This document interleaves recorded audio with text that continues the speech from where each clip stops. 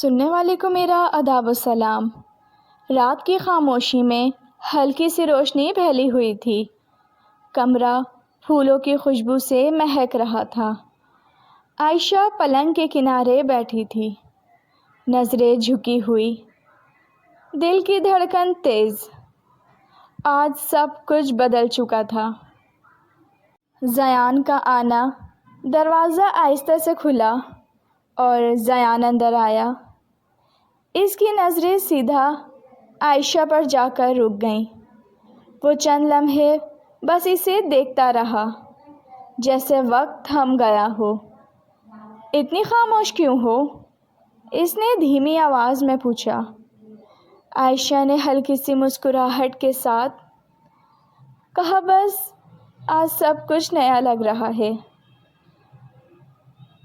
آہستہ آہستہ زیان اس کے قریب آیا اور اس کے سامنے بیٹھ گیا۔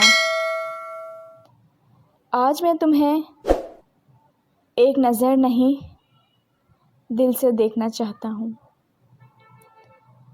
عائشہ کی سانسیں رک سی گئیں۔ اس نے آہستہ سے اپنی نظریں اٹھائیں۔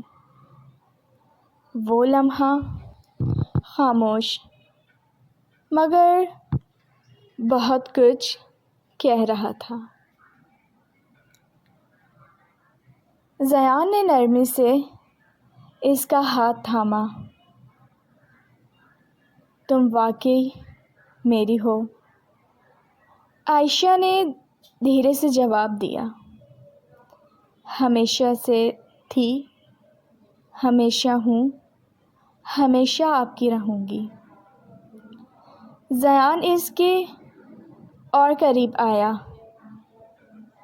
ان کے درمیان فاصلے ختم ہونے لگے۔ دل کی دھڑکنیں ایک جیسی محسوس ہو رہی تھیں۔ اس نے آہستہ سے کہا، میں تمہیں کبھی اکیلا محسوس نہیں ہونے دوں گا عائشہ۔ عائشہ نے آنکھیں بند کر لیں اور اس کے قریب آ گئی۔ ایک وعدہ تھا، ایک احساس جو لفظوں سے زیادہ گہرا تھا۔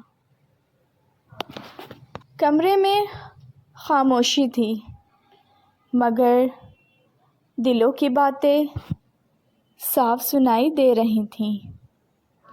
زیان نے نرمی سے اس کا ہاتھ تھامے رکھا اور عائشہ نے پہلی بار خود کو مکمل محسوس کیا۔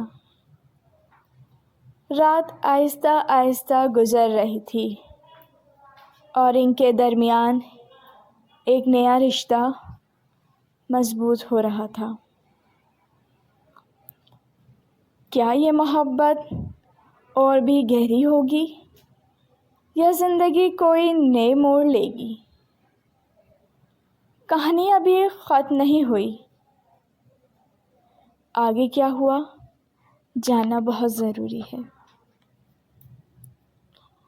اگر آپ کو یہ کہانی پسند آئی ہے تو پلیز ناول نائٹ کو سبسکرائب کیجیے، کمنٹس کرنا نہ بھولیں۔ جاننا بہت ضروری ہے، کمنٹس کر کے بتائیں کہ آپ اس کا اگلا پارٹ سننا چاہیں گے۔ اجازت دیجیے، اللہ حافظ۔